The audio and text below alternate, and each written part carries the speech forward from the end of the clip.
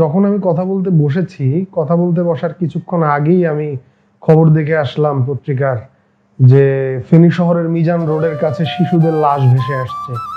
ভেলায় বসানো লাশ, শিশুদের লাশ, বৃদ্ধদের লাশ, মানুষের লাশ, এবং এই লাশের উপরে ওই ভেলাতে লাশের সাথে একটা চিরকুট দেয়া, এবং চিরকুটে লেখা যে যদি লাশটা পান আর যদি আপনাদের কাছে মাটি থাকে, অর্থাৎ আপনারা যদি মাটির জায়গাতে যদি কেউ লাশটা পেয়ে থাকেন ভেলাতে, তাহলে লাশটা একটু কবর দিয়ে দিন।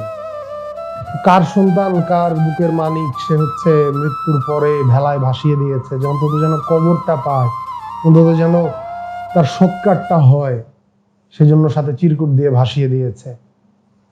এইরকম একটা পরিস্থিতির মধ্যে আমরা আছি। সেখানে এই যে বন্যা পরিস্থিতি, এই যে ক্ষয়ক্ষতি, এই যে মৃত্যু, এর দায় কার?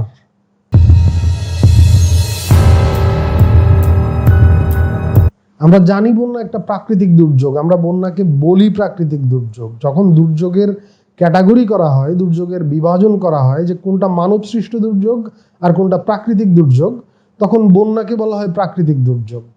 এবং আমরা জানি যে বাংলাদেশে হাজার হাজার বছর ধরে যতদিন মানুষের বসতি আছে, সবসময় বন্যা এসেছে এবং বন্যা ভাসিয়ে নিয়ে গেছে মানুষের জনপদ।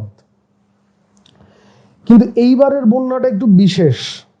এইবারের বন্যার জন্য, বন্যার ক্ষয়ক্ষতির জন্য আমরা ভারতকে দায়ী করছি। এই দায়ী করাটা আসলে কতটা যৌক্তিক? ভারতের দায় আসলে কতটা? আমরা কি অযথাই ভারতকে দায়ী করছি? আমরা জানি ত্রিপুরায় পাহাড়ি ঢল নামলে সেখান থেকে পানি নেমে আসবেই, এবং সেই পানি যখন নেমে আসে তখন স্বভাবতই এই অঞ্চল ভেসে যাবে, তাহলে বন্যা হবেই। সেই স্বাভাবিক যে প্রাকৃতিক বন্যা, এটাতে আমরা কেন ভারতকে দায়ী করছি? ভারতের আসলে কি দোষ? এই জায়গাটা নিয়ে আজকে আমি আলাপ করব।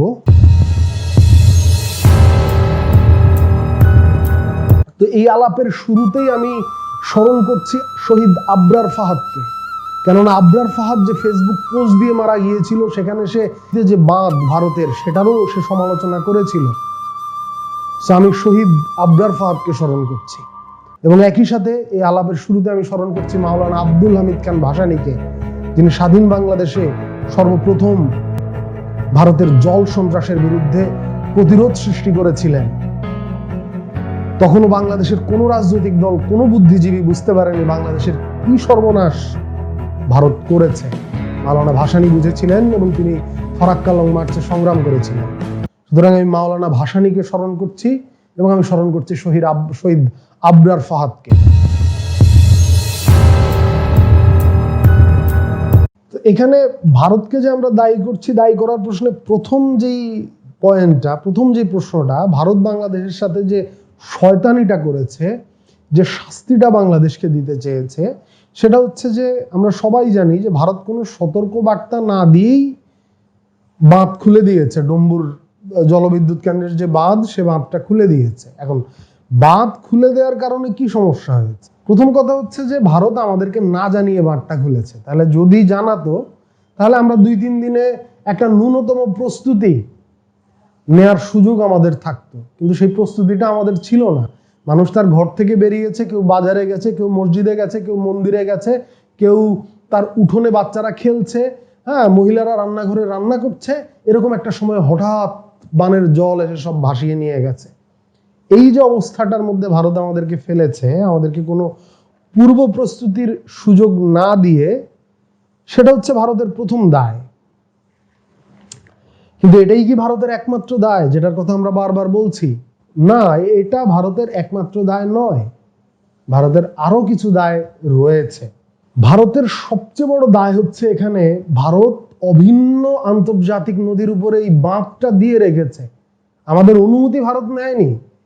আন্তর্জাতিক আইন হচ্ছে, এবং এটা কমন সেন্স, এটা আক্কেলের ব্যাপার, যে একটা নদী ভারতের সীমানা দিয়ে প্রবাহিত হয়েছে, বাংলাদেশের সীমানা দিয়েও প্রবাহিত হয়েছে। তাহলে ওই নদীর উপরে কিছু করতে গেলে পরে বাংলাদেশের একটা অনুমতি নেওয়ার প্রয়োজনীয়তা আছে, কিন্তু সেই অনুমতি ভারত নেয়নি। এই অনুমতি ছাড়া বাংলাদেশের সাথে আলোচনা না করে ভারত যে বাঁধটা দিয়েছে, এবারে বাঁধ যখন ছেড়ে দিবে, বাঁধ যখন ছেড়ে দেয় তখন বাঁধের পানিটা ছাড়তে হবে হচ্ছে আস্তে আস্তে, ধীরে ধীরে।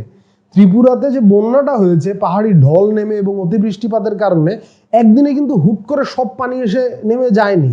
বৃষ্টিপাতে কয়েকদিন ধরে বৃষ্টি হয়েছে, পানি বেড়েছে, পাহাড়ি ঢল প্রতিদিন পাহাড় থেকে পানি নেমেছে, সেখানে পানি ধীরে ধীরে ত্রিপুরাতে বেড়েছে। কিন্তু বাংলাদেশের ক্ষেত্রে কিন্তু এটা ঘটেনি। ভারত ওই যে ত্রিপুরাতে যে বাঁধ দিয়ে পানিটা আটকে রেখেছিল, এবং ওই আটকে রাখা ত্রিপুরাতে, জলবদ্ধ ত্রিপুরাতে 5-6 দিনে যে পানিটা বেড়েছে বৃষ্টিপাত এবং পাহাড়ি ঢলের কারণে, একদিনে 1 সেকেন্ডের ব্যবধানে ভারত হচ্ছে বাঁধটা খুলে দিয়েছে আর সমস্ত পানি এসে বাংলাদেশকে ভাসিয়ে নিয়ে গেছে। তাহলে ত্রিপুরায় যে পানিটা 5-6 দিনে খুললো, ভারত এটা 1-2 দিনে ছাড়লেও কিন্তু এত ক্ষতির মুখোমুখি আমরা পড়ি না, পানিটা ধীরে ধীরে আসে। কিন্তু ভারত সেটা করেনি, ভারত একসাথে বাঁধটা খুলে দিয়েছে এবং বাংলাদেশ ভেসে গেছে। ভারত যে না বলে না জানিয়ে যে বন্যার পানিটা ছেড়ে দিয়েছে এবং একবারে ছেড়ে দিয়েছে, এইটার কারণে প্রথমত তো হচ্ছে আমাদের সব ভেসে গেছে, কিন্তু আরেকটা গুরুত্বপূর্ণ ব্যাপার হচ্ছে বন্যার কারণে আমাদের যে ক্ষতিটা, এই ক্ষতির পরিমাণও অনেক বেড়েছে। কেমন ব্যাপারটা? মনে করেন যে এই বন্যার কারণে প্রায় গোটা চট্টগ্রাম বিভাগের যে 5টা জেলায় আমার বন্যাটা হয়েছে, সেই 5টা জেলায় প্রায় 1.5 লক্ষ হেক্টর জমির ফসল, এখানে আউশ মৌসুমের ধান, আমন মৌসুমের ধান এবং অনেক শাকসবজির ফসল, অনেক শাকসবজি নষ্ট হয়েছে। এখন যদি আমি আগে থেকে জানতে পারতাম, তাহলে যদি কোথাও ধান কাটার সুযোগ থাকতো তাহলে সেখানে ধান কাটা যেত, যদিও বেশিরভাগ জায়গায় ধান কাটার সুযোগ ছিল না। কিন্তু ধরেন শাকসবজির যে জায়গাগুলো, সেখানে কিন্তু ওই ফসলটা তুলে ফেলা যেত। ওই ফসলটা তুলে এরপরে ওই ফসল হয়তো অন্য জেলায় রপ্তানি করে দেওয়া যেত বা অন্য একটা ব্যবস্থা করা যেত। যাদের পোলট্রি খামার ছিল তারা তাদের মুরগি, হাঁস, সেগুলো হচ্ছে যে নিরাপদ জায়গায়, উঁচু জায়গায় তারা 1-2 দিনের মধ্যে পৌঁছে দিতে পারতো। তাহলে তার ওই যে পোলট্রি খামারটা, ধরা যাক যে আমার একটা পোলট্রি খামার আছে, সেইটা আছে হচ্ছে যে বিলের উপরে টিনের ঘর করে, বিলের উপরে নিচে হচ্ছে বাঁশ দিয়ে একটা টিনের ঘর করে আমি একটা পোলট্রি খামার করছি। এবার আমি যদি জানতে পারতাম যে বন্যাটা আসছে, তাহলে আমি হয়তো আমার ওই খামারের মুরগিগুলোকে হচ্ছে আমার পাশের বাড়ির যে দোতলা দালানটা আছে, সেই দোতলা দালানের ছাদে তুলে ফেলতে পারতাম, তাকে কিছু টাকা পয়সা দিয়ে হোক। আর বা এই সময় আসলে টাকা পয়সারও প্রয়োজনীয়তা হয় না, মানুষ মানুষের পাশে এসে দাঁড়ায়, সেটা আমরা দেখেছি। সেই সুযোগটা তো আমাদেরকে দেওয়া হয়নি। যার পুকুর ছিল, পুকুরে মাছ ছিল, সে তার মাছগুলো ধরে ফেলতে পারতো, মাছ ধরে অন্য জেলায় সে রপ্তানি করে দিত, অন্য জেলায় সে পাঠিয়ে দিত। সেই সুযোগটা তো আমাদের দেওয়া হয়নি। যার গরু ছিল সে হয়তো, বা যার মহিষ ছিল, ছাগল ছিল, সে হয়তো ওই গবাদি পশুগুলোকে অন্য জায়গায়, উঁচু জায়গায় নিরাপদে পৌঁছে দিত, অথবা সেগুলোকে জবাই করে সেটার মাংসটা হয়তো সে অন্য জেলায় বা অন্য জায়গায় সে পাঠিয়ে দিত, তার একটা বন্দোবস্ত হতো। এখন এই মানুষগুলা যে ব্যাপক অর্থনৈতিক লোকসানে পড়েছে, এবং আমাদের যে খাদ্য সংকটটা, সেই খাদ্য সংকটটা যতটা হতে পারতো তার চেয়ে অনেক অনেক বেশি হতে যাচ্ছে, ভারত আমাদেরকে না বলে বাঁধটা ছাড়ার কারণে এবং একবারে সব পানি ছেড়ে দেওয়ার কারণে। এই জিনিসটাকে আমরা কি বলবো? এটা স্পষ্টতই বাংলাদেশের মানুষকে শাস্তি দেয়া। এটা তো শাস্তি দেওয়া ছাড়া দ্বিতীয় কোনো জায়গা নেই। এবং ব্যাপারটা কিন্তু ভারতের দায় কিন্তু বন্ধুরা এখানে শেষ না। ভারতের দায় এখানে শেষ না, ভারতের আরো কিছু দায় আছে। ভারতের সেই দায়গুলা কি আমরা এক এক করে দেখি।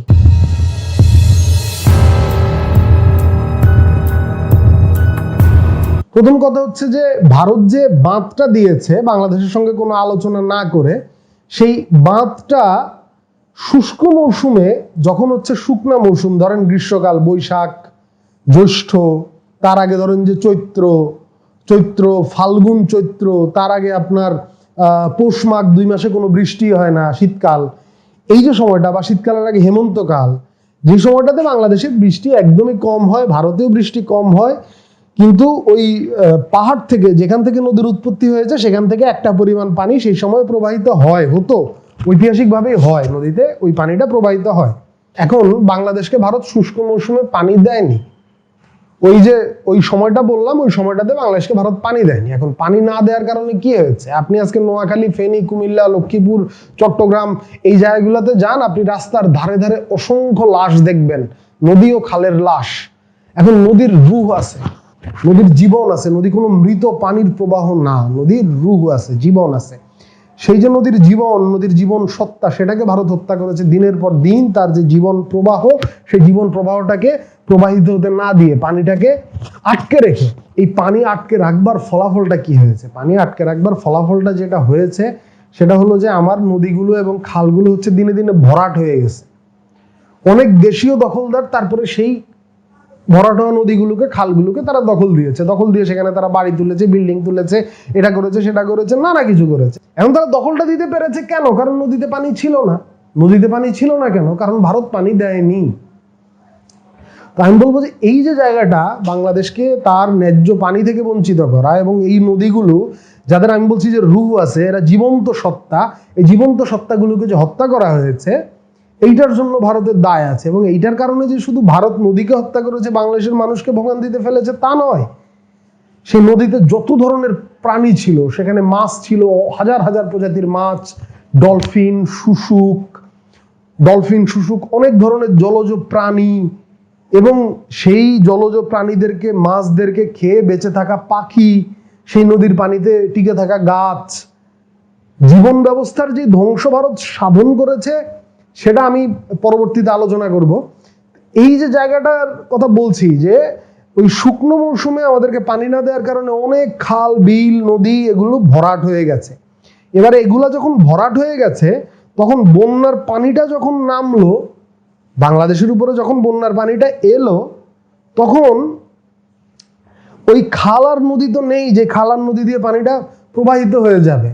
বাংলাদেশে মাওলানা ভাসানী যখন বেঁচে ছিলেন, তখন প্রায় 1300-1400 নদী ছিল। উনি সেই নদী রক্ষার জন্য আন্দোলন করেছেন। 13 থেকে 1400 নদী বাংলাদেশে ছিল। আজকে বাংলাদেশে 200-র মতো নদী টিকে আছে, এবং ঠিক করে সারা বছর পানি থাকে 50টা নদীতে। এই সংখ্যাটা 1500 ছিল। এই যে নদীগুলো মারা গেছে, এই যে খালগুলো মারা গেছে, এই যে বাংলাদেশের প্রাণ প্রবাহকে হত্যা করা হয়েছে, সেইটার ফলাফল হিসাবে ওই যে ভরাট হয়ে গেছে, এখন আর বন্যার পানিটা এসে ওই নদী দিয়ে, ওই খাল দিয়ে নামতে পারছে না। আগে ওই যে 2 ধার উঁচু তার, ঢালু তার পাড়ি, এখন এই যে 2 ধার উঁচু যে নদীর প্রবাহ, সে নদীর প্রবাহে পুরো নদী ভরে উঠতো আগে এরকম বন্যার সময়, তারপরে 2 ধার প্লাবিত করে বন্যা হতো। কিন্তু আজকে যখন হচ্ছে যে ওই নদীটাই আর নেই, তখন পুরো পানিটা তো আমার স্থলভাগের উপর দিয়ে রয়েছে। এখন স্থলভাগের উপর দিয়ে রয়েছে, তার মানে কি? তার মানে হচ্ছে আমার এখন বাড়ি, আমার দোতলা বিল্ডিং এর উপরে, ছাদের উপরে পানি উঠে যাচ্ছে, এত পানির ঢল নেমেছে। তার মানে ভেতরে পুরা যে বাড়ি ঘর, সভ্যতা, সংস্কৃতি, মসজিদ, মন্দির, পাঠাগার, বিদ্যালয় সব ভেসে গেছে, সব ডুবে গেছে। ওই পানিটা আগে নদী দিয়ে, খাল দিয়ে নামতো। তাহলে ভারত শুকনো মৌসুমে পানি না দিয়ে ওই নদীকে, ওই খালকে হত্যা করেছে। এটা হচ্ছে ভারতের আরেকটা দায়। এবং এই নদী, এই খাল হত্যা হওয়ার কারণে কি হয়েছে? এই নদী এবং এই খাল হত্যা হওয়ার কারণে বাংলাদেশে এখন আর নৌকার ব্যবহার নাই। আগে বাংলাদেশে প্রত্যেকটা ঘরে, প্রত্যেকটা পরিবারে, এমনকি প্রত্যেকটা ব্যক্তির একটা করে নিজস্ব নৌকা ছিল। এখন সেই নৌকাটা যখন নেই, এটার ফলাফল কি? এটার ফলাফল কিন্তু এই বন্যার সময় আমরা টের পেলাম, যে এই বন্যার সময়টাতে যখন আমার উদ্ধার করা দরকার, আমি আমার বাড়ির, দোতলা বাড়ির বা প্রতিবেশীর বাড়ির ছাদে উঠে গেছি, আমি যখন গাছের আগায় উঠে গেছি, এবং নিচে আমার টিনের ঘরের মধ্যে আমার পরিবারের সদস্যরা সবাই মারা গেছে, আমি আমার ছোট বাচ্চাটাকে কোলে নিয়ে হচ্ছে গাছের আগায় উঠে গেছি। এবার আমার কোথাও যাওয়ার জায়গা নাই, আমার কোথাও আশ্রয় নাই, আমি কিভাবে যাব? আমি তো গাছের আগায় বসে আছি। কেউ যদি বাইরে থেকে নৌকা নিয়ে, স্পিড বোট নিয়ে এসে আমাকে উদ্ধার না করে, তাহলে ওখানেই আমার মারা যেতে হবে। এখন বাংলাদেশে যে নৌকার সংকট, বাংলাদেশে যে স্পিড বোটের সংকট, আমরা দেখলাম বন্যাকে ব্যবহার করে একটা অংশের মানুষ ব্যবসা করছে। 1000-3000 টাকা না হলে, 5000 টাকা না হলে স্পিড বোট ভাড়া পাওয়া যাচ্ছে না, নৌকা ভাড়া পাওয়া যাচ্ছে না। এইটা কিন্তু এই বাস্তবতা ছিল না। মানে আমাদের দেশে যে হাজার হাজার বছর ধরে বন্যা হয়, মানুষের প্রস্তুতিও ছিল যে বন্যা হলে প্রত্যেকের ঘরে ঘরে নৌকা ছিল, বন্যার পানি আসলে সবাই নৌকায় চড়ে বসতো, অন্তত মানুষগুলো জানে বাঁচত। এবারে হয়তো তার ঘরে যে স্বর্ণ গয়নাটা ছিল, সেই স্বর্ণ গয়নাটা সে নিয়ে যেত তার নৌকায় করে, যেন বন্যার পরে ওই স্বর্ণটা সে বিক্রি করে নতুন করে আবার তার জীবনটা সে শুরু করতে পারে। এইবার কি হবে আপনি বলেন তো? এইবার এই মানুষগুলোর সঙ্গে কি ঘটবে? এদের তো কারো ঘরে ঘরে আর নৌকা নাই, নৌকা এরা ব্যবহার বাদ দিয়ে দিয়েছে আরো 30-40 বছর আগে। ফলে এরা মরেছে, ফলে এদের সম্পদ ধ্বংস হয়েছে। এখন ভারত আমার শুকনো মৌসুমে পানি দেয় না, আগে বাংলাদেশের প্রত্যেকটা গ্রামে নৌকা নির্ভর, ভেলা নির্ভর যোগাযোগ ব্যবস্থা ছিল। এখন ভারত শুকনো মৌসুমে পানি দেয় না, এই জন্য আমি আর নৌকা ব্যবহার করি না। এইবারে এক বর্ষায় ভারত পানি দিয়ে আমাকে ভাসিয়ে দিল, আমার নিজেকে উদ্ধার করার নৌকাটাও আর নাই। যত মানুষ মারা গেছে এর 10 ভাগের 1 ভাগ মানুষও মারা যেত না যদি সবার ঘরে ঘরে একটা করে নৌকা থাকতো, কিন্তু সেটা নাই এখন আর। এটার দায় কার? এটার দায় ভারত ছাড়া আর কার? এই প্রশ্নটা আমি করতে চাই।